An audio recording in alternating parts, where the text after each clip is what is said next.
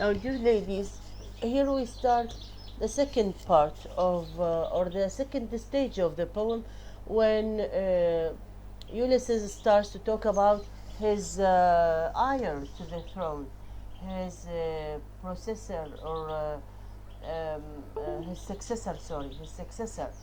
And of course, his successor is his son. Now, after he is fully convinced that he can find his real existence only through traveling, now he is contemplating, or maybe he shows that he is thinking of his successor to the throne, as he is now, as if he is now resolved that he must travel away from his homeland, and his successors will rule his people. Now he starts to speak to an unidentified audience. Of course, he is speaking, we said that it is a monologue. So he is talking without thinking of the audience who are listening to him. He talks about his son, Telemachus, who will act as his successor while Ulysses resumes his travel.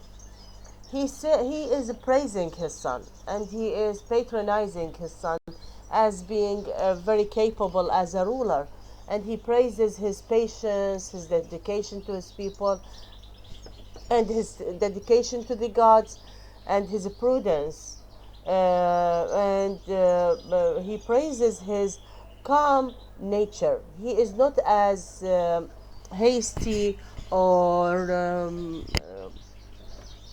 energetic as his father, in his actions.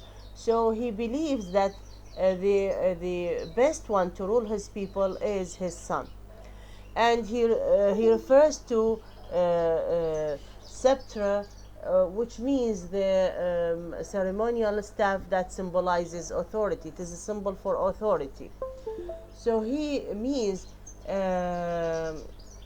here as if he is now decisive to leave his son in charge for the throne and for ruling his kingdom. If we compare the son, or Ulysses' son, to his father, the son seems a lot less restless. He is so calm, and that's why he will find his rest in ruling those people. And he has a slow prudence, as the writer says, or the speaker, sorry, says, because he is patient, and he will make the best decision for his people of Ithaca, without being very hasty, without being unresting, without being longing to find his existence somewhere else than Ithaca. And the Ulysses refers to the people of Ithaca as somehow rugged, uncivilized. Maybe this is a reference that they are uncivilized because they are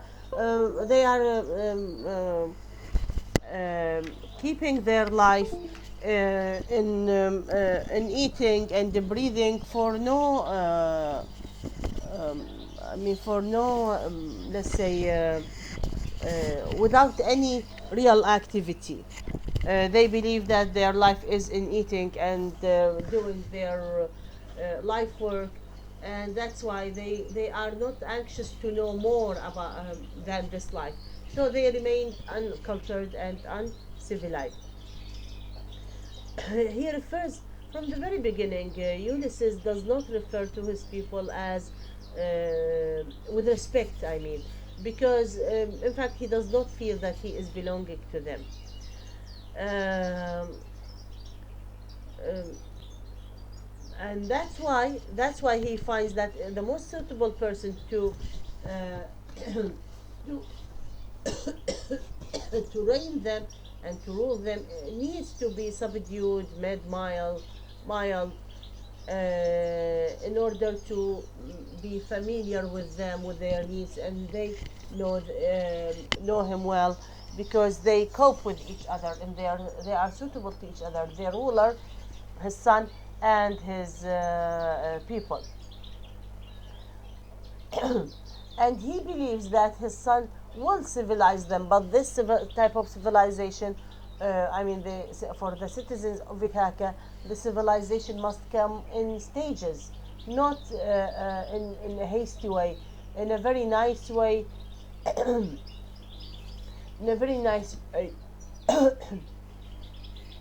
Ulysses tells us more about his son and his qualifications.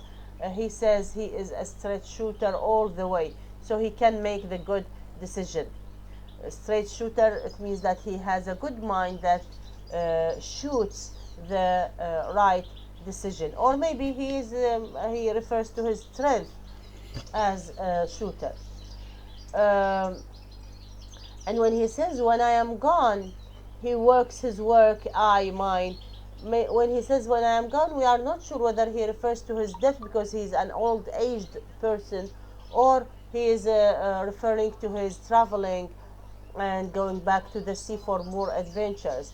Which is more suitable for the ideas in the poem? That maybe he is now decisive to go back to the sea for more adventures. And because we cannot say that he is talking about his death. Why?